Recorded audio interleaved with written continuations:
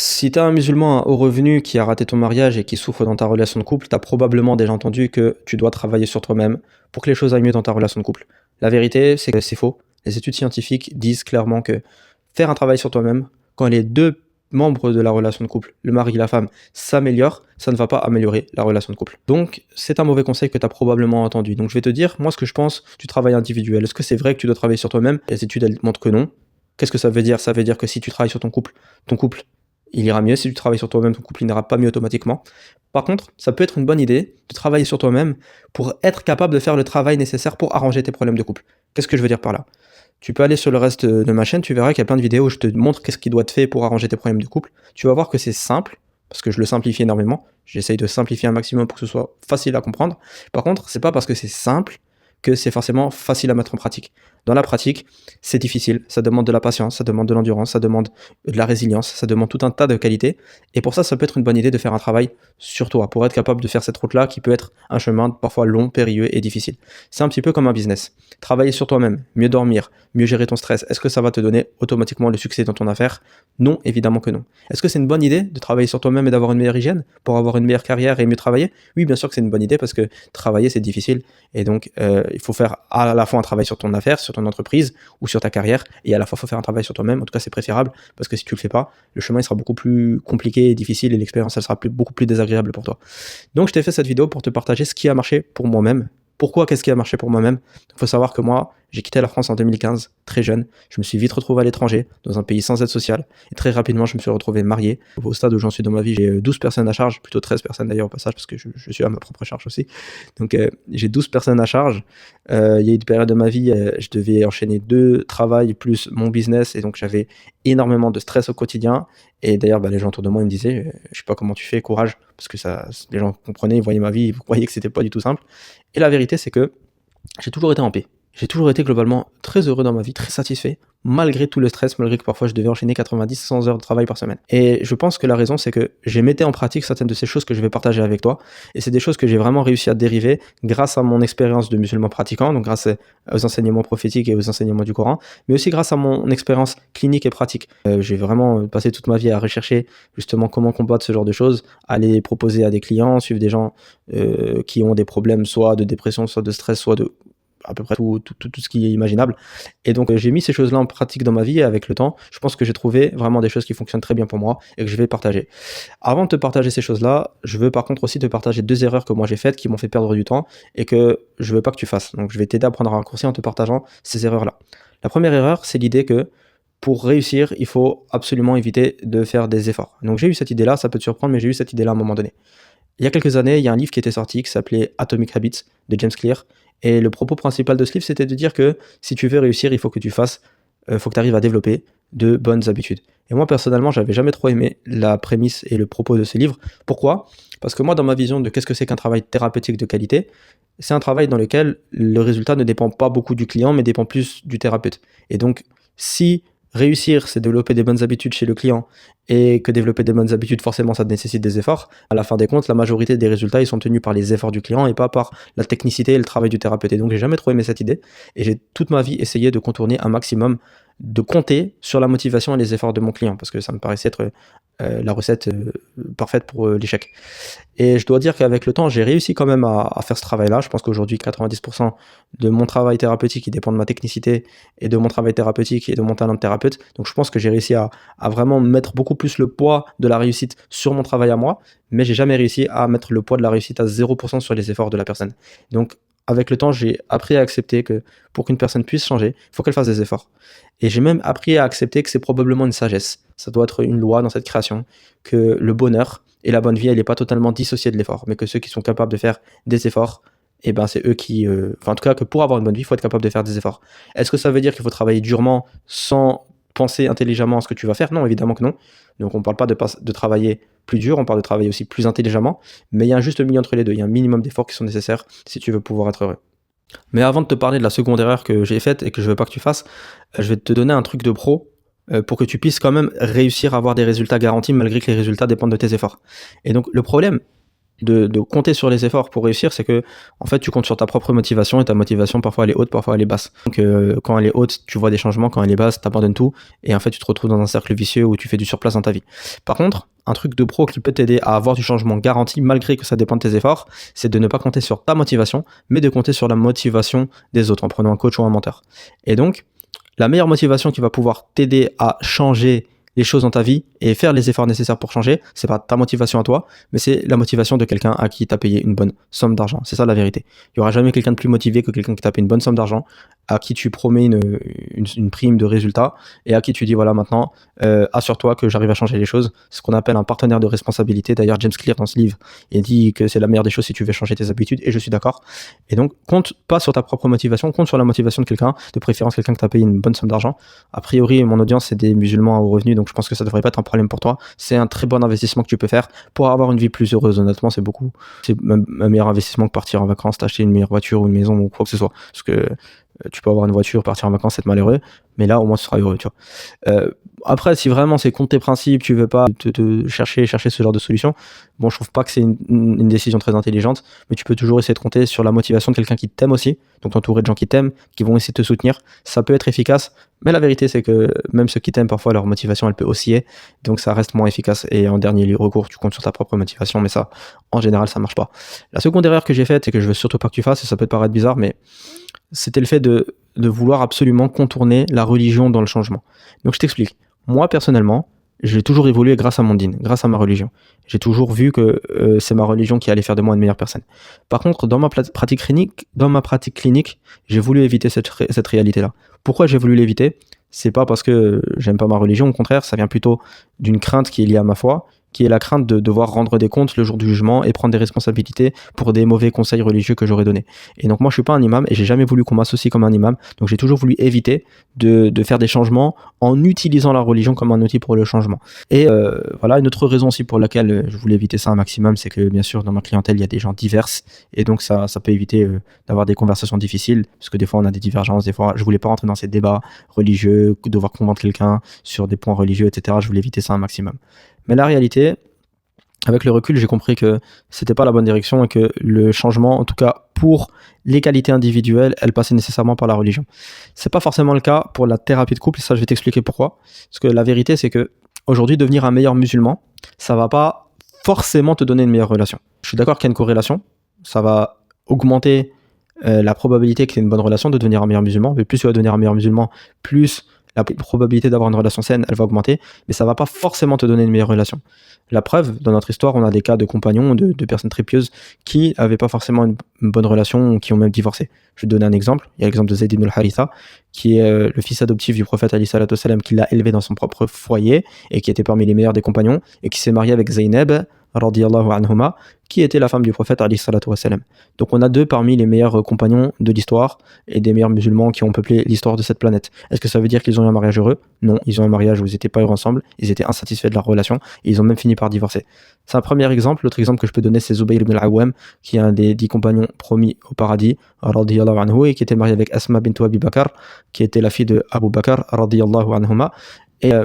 Et voilà, donc on a deux des meilleurs compagnons également, et est-ce qu'ils étaient heureux dans leur mariage ? Ils ont fini par divorcer à la fin de leur vie, donc on voit qu'on peut parfois être des très bons croyants et pas forcément avoir une bonne relation, une relation en tout cas satisfaisante derrière. Donc, pour moi, il y a une place. Bien sûr, l'islam, ça nous donne les grandes bases, des grands principes pour être heureux dans son mariage, mais il y a une place également à la recherche clinique, la recherche empirique, en ce qui concerne la relation de couple.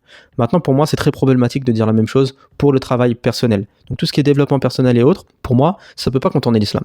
Parce que est-ce que tu peux dire que de devenir un meilleur humain, ce n'est pas de devenir un meilleur musulman ? Ou est-ce que tu peux dire que de devenir un meilleur musulman, c'est pas de devenir un meilleur humain ? Non, forcément. Si tu deviens un meilleur humain, tu deviens un meilleur musulman. Si tu deviens un meilleur musulman, tu deviens un meilleur humain. Donc là, tu peux pas dissocier la foi avec le fait d'être une meilleure personne sur le plan individuel. C'est pour ça que pour moi, tout ce qui est développement personnel, c'est à jeter. La vérité, c'est que, je dis pas scientifiquement, il y a des gens qui ça va vraiment aider, mais en fait, pour moi, le développement personnel, d'après mes recherches et d'après mon ressenti, c'est que la seule raison pour laquelle ça a un petit peu de succès, c'est que en recherchant les critères et la science de comment mener une meilleure vie, ils ont fini parfois par ressembler un peu à l'islam, par s'orienter vers l'islam, donner des conseils malgré eux qui ressemblent à la mise en pratique de l'islam. Et c'est pour ça que certaines personnes, certains musulmans qui ont pratiqué le développement personnel, ils ont parfois peut-être amélioré leur vie, mais ça restera toujours quelque chose d'incomplet et de infiniment inférieur au fait de simplement suivre l'islam. Ça restera toujours une version wish de l'islam. Maintenant, je passe aux conseils qui, sur le plan individuel, m'ont beaucoup aidé. Le premier conseil, et c'est le conseil pour moi qui est le plus important, dans le sens où si je devais en garder qu'un et m'accrocher à qu'un parmi tous ces conseils, ça serait celui-là pour moi. Et donc ça a beaucoup marché pour moi, c'est le fait d'avoir une bonne routine de jeûne. Quand j'étais plus jeune, j'étais quelqu'un qui avait beaucoup l'habitude de jeûner. J'aimais jeûner, jeûner le lundi, le jeudi, parfois plus. Et pendant longtemps, c'est quelque chose qui m'a beaucoup porté dans ma foi. Et j'avais même pas en fait tilté que c'était ça qui me portait dans ma foi. Jusqu'au jour où, comme je vous ai dit, je suis devenu quelqu'un de beaucoup plus occupé, j'ai commencé à énormément travailler, et en fait j'ai délaissé le jeûne à partir de ce moment-là. Moi dans ma tête, et c'est peut-être ce que toi tu te dis aussi par rapport au jeûne, je me disais non, je travaille 90 à 100 heures par semaine, j'ai besoin de mon sucre, j'ai besoin de mon nutriments, mon apport en protéines, et j'ai besoin de mon café, j'ai besoin de toutes ces choses-là pour pouvoir fonctionner. Et donc je me justifiais comme ça pour ne pas jeûner, en pensant que j'étais justifié de ne pas jeûner. Et en fait, ça a énormément affecté ma foi et ma pratique religieuse. Et le pire, c'est que quand j'étais dans ce truc-là, je faisais pas forcément lien. Je faisais pas lien entre le fait que, ah, là, en fait, je suis devenu comme ça parce que j'ai délaissé le jeûne. Jusqu'au jour où, par la grâce d'Allah, j'ai pu recommencer à reprendre le jeûne. Et, subhanallah, le jour où j'ai repris le jeûne, tout le reste de ma pratique religieuse, elle a commencé à se réaligner. Donc moi, mon ressenti, à titre personnel, c'est que le fait d'avoir une bonne routine de jeûne, c'est quelque chose, c'est comme, c'est comme une ceinture de sécurité, un airbag qui fait que même quand j'ai des coups de mou, et ben tôt ou tard, en fait, je retourne tout le temps dans une pratique qui est plus ou moins bonne et la motivation, elle revient dans mon dîne. Donc pour moi, ça reste la chose qui est la plus importante. Vous pouvez jeûner le lundi, le jeudi, vous pouvez jeûner les jours blancs, donc le 13, le 14, le 15 du calendrier islamique. Vous pouvez jeûner aussi, bien sûr, les jeûnes exceptionnels comme les 10 premiers jours de Dhul Hijjah. Vous pouvez jeûner les 6 jours de Shawwal. Vous pouvez jeûner l'entièreté du mois de Sha'ban. Vous pouvez jeûner même plus que cela. Il y a le jeûne de Daoud où vous jeûnez un jour sur deux. Et bien sûr, tout ce qui concerne les règles du jeûne, c'est pas le propos ici. Je suis pas un imam ou un savant du fiqh. Donc pour tout ce qui touche à cela, vous pouvez retourner sur les chaînes appropriées pour apprendre comment fonctionne le jeûne. Mais un petit conseil que je vous donne aussi par rapport à ça, que moi je m'en pratique et qui m'aide, c'est que quand je jeûne, j'essaye d'avoir un emploi du temps qui est quand même légèrement différent des autres jours. C'est-à-dire je vais parfois travailler, je vais faire des longues journées, mais en général j'essaye de terminer 30 minutes plus tôt, c'est-à-dire 30 minutes avant le maghrib, pour aller me poser à la mosquée et faire des du'as avant le maghrib, les jours du jeûne. Pourquoi est-ce que je fais ça? Je fais ça parce qu'en fait, comme je fais un petit peu plus les jours de jeûne, parfois ce que ça fait, c'est que ça finit par se répandre dans mes autres jours, et en fait ça finit par réformer même les jours où je jeûne pas. Donc c'est quelque chose qui a beaucoup marché pour moi, que je te conseille de mettre en application dès aujourd'hui si t'as pas une bonne routine avec le jeûne. Le second conseil que je te donne et qui moi personnellement m'a beaucoup aidé, c'est le fait de t'accrocher aux dhikr. Les dhikr d'Allah subhanahu wa ta'ala. Allah il a ya ayyuhalladhina amanu zkurullaha dhikran kathira. Il dit oh vous qui avez cru, mentionnez Allah abondamment. Dans une traduction rapprochée de mon interprétation des sens du Coran. Donc, le dhikr, c'est très important. Mais maintenant, la question, c'est comment faire le dhikr et pourquoi est-ce qu'aussi on a délaissé le dhikr? Parce que la vérité, c'est que si on revient aux anciennes générations, les anciennes générations, ils avaient cette pratique et cette habitude de faire le dhikr. Nous, on l'a pas forcément. Donc, la raison pour laquelle tu n'arrives pas à faire le dhikr, selon moi, c'est à cause de ça. Ce truc-là que tu tiens entre les mains. Enfin, en tout cas, si tu me regardes depuis un smartphone. C'est à cause du smartphone. L'objet que tu as entre les mains a été développé pour combattre ton ennui et pour te distraire lorsque tu t'ennuies concrètement. C'est à ça que ça sert. En tout cas, en grande partie, il a été optimisé pour pouvoir faire ce travail-là. Donc aujourd'hui, nous, on s'est plus ennuyé, ça c'est une réalité. On a une appréhension pour l'ennui, c'est une réalité, et on est toujours à la recherche d'une distraction. Et donc moi, ce que je t'invite à faire pour t'aider à faire du dhikr, c'est que je t'invite à trouver des stratégies pour ne pas avoir ton téléphone sur toi.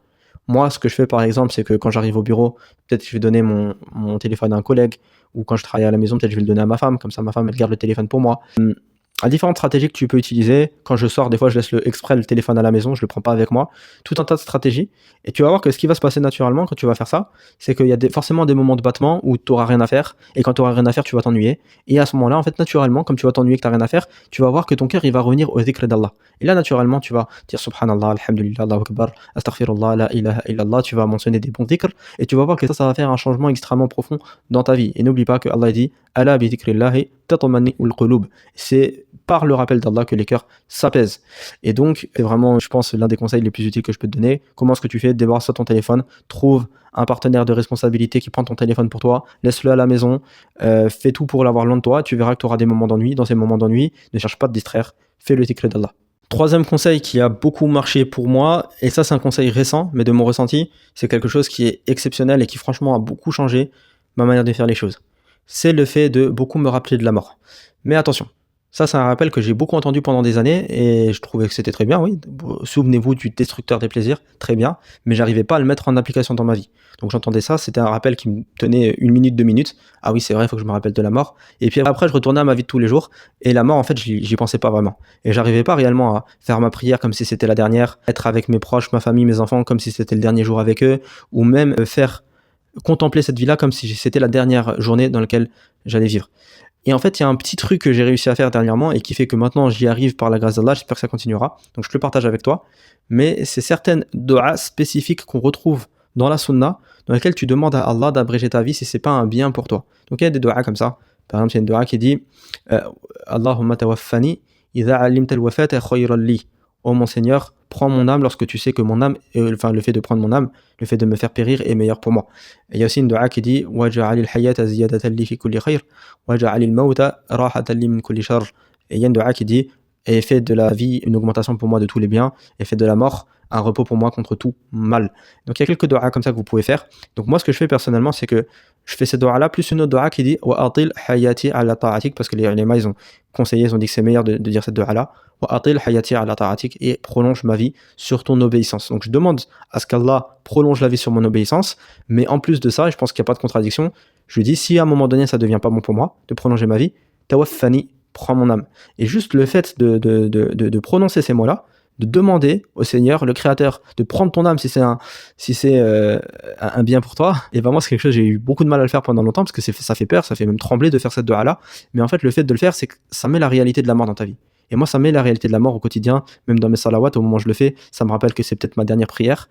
Et donc, ça m'aide à mieux me concentrer, réaligner mes actions. Et personnellement, c'est quelque chose qui m'aide à vivre dans le moment présent et qui m'aide énormément. Je passe maintenant au dernier conseil que je vais donner dans cette vidéo, qui est également un très bon conseil qui m'a beaucoup aidé moi également. Et c'est le fait de écouter du Coran et surtout écouter longuement du Coran.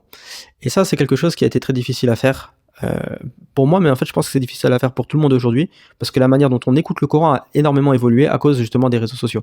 La vérité, c'est que les réseaux sociaux, ils nous font glisser petit à petit vers des contenus de courte durée. Et comme on glisse vers des contenus de courte durée, maintenant on a plutôt l'habitude d'écouter des petits extraits de Coran par-ci par-là, des 1 minute, 2 minutes et encore 2 minutes, je suis gentil, dans lesquels tu as un beau récitateur qui récite bien le Coran, en tout cas pour ceux qui écoutent le Coran. C'est rare maintenant qu'on fasse comme le faisaient nos grands-parents, d'écouter des sourates pendant 1 heure, 2 heures, 3 heures, 4 heures. Et après c'est vrai qu'il y a aussi des contraintes qui est que c'est pas forcément une bonne idée de l'écouter pendant qu'on cuisine ou qu'on fait des tâches ménagères ou au boulot parce qu'on n'est pas concentré et en fait on n'écoute pas vraiment. Tout comme c'est pas forcément une bonne idée de l'écouter dans la voiture, ça après il y en a qui y arrivent. Mais c'est vrai que des fois, on va pas se concentrer sur le Coran, on va se concentrer sur la route, ou alors on va se concentrer sur le Coran et pas sur la route, ce qui est dangereux. Et donc, c'est vrai que c'est compliqué aujourd'hui, donc c'est beaucoup plus simple de défiler les shorts, les réels et les TikTok et de tomber sur quelques récitations, de toucher quelques minutes, de liker et de passer à la suite. Mais ça, c'est pas forcément bon. Ça nous habitue pas à écouter longuement le Coran, ça nous apprend pas à méditer l'essence du Coran, ça nous apprend pas à nous corriger par le Coran et à obtenir l'apaisement nécessaire pour le Coran. En fait, limite, notre vie, elle oscille entre Coran, même rigolo sur Internet, et travail, etc., etc. Le Coran, c'est devenu quelque chose qui a perdu de son droit et de sa prestance, en fait. Il est là entre toutes nos tâches dans la journée et on le glorifie pas réellement. Donc moi, ce que je fais, qui marche réellement très très bien pour moi, pour m'aider à écouter longuement le Coran, c'est qu'à chaque fois que je vais m'endormir, je mets le Coran avec l'intention de l'écouter jusqu'à ce que je m'endors. Et donc en fait, je mets le Coran, j'ai une application qui fait défiler le Coran en boucle, donc toutes les sourates sont récitées, je branche mon téléphone, et je laisse, je m'allonge, je fais ma dua, bismikallahumma amutu wa ahya, et en fait j'écoute jusqu'à ce que je m'endorme naturellement. Et ça c'est beaucoup mieux, parce que déjà t'as pas la pression de te dire ah vite, faut que je fasse quelque chose après, tu sais que t'as tout le temps en fait, t'as jusqu'au moment où tu vas te réveiller, donc ça change rien. Ça permet d'écouter des sourates beaucoup plus longuement, t'es beaucoup moins impatient de passer à autre chose, t'as moins de distractions, t'es dans un moment de repos, t'as les yeux fermés, t'es concentré sur ton écoute, et moi c'est quelque chose qui m'a énormément apporté. Et j'ai regardé quelques fatawas qui disent que c'est autorisé, donc a priori il n'y a pas de problème à le faire. Et donc ça permet de vraiment mieux écouter le Coran plus longuement et de mieux le méditer. Donc, je te partage avec toi ces choses-là qui ont marché. Donc ça c'est 4. Bien sûr il y a des choses plus profondes que je pourrais te recommander. Je dis pas que c'est que ça couvre tout ce que tu peux faire pour faire un travail individuel. Et je pense que je vais même faire des vidéos dans lesquelles je vais parler des relations, enfin surtout des qualités relationnelles que tu dois développer pour être heureux dans ton mariage. Mais par contre, ces 4 petits trucs que tu peux vite mettre en place dans ta vie, tu peux très bien commencer dès aujourd'hui à jeûner, mettre le Coran en t'endormant, délaisser un peu ton téléphone et faire plus de dhikr, et faire des du'as dans lesquels tu demandes la mort si c'est un bien pour toi, en plus de demander à Allah qu'il allonge ta vie dans son obéissance. Et tu vas voir que je pense que tu vas avoir beaucoup de changements rapides et très positifs dans ta vie en mettant ça en place. Après, pour des conseils plus longs, on verra dans d'autres vidéos. En attendant, partage-moi ce que tu as pensé de tout ça en commentaire. Si cette vidéo peut être utile à quelqu'un, partage-lui et partage à ton partenaire également. Et bien sûr, tout ce que tu as vu aujourd'hui, ça ne te servira à rien si tu sais pas comment arranger tes problèmes de couple et si tu sais pas comment faire le travail sur ta relation de couple pour pouvoir remettre l'amour et le respect dans ton mariage. Et donc, pour savoir comment est-ce que tu peux stopper tous les conflits dans ton mariage en moins de 30 jours, regarde la vidéo qui s'affiche à ton écran. Salam alaikum wa rahmatullah.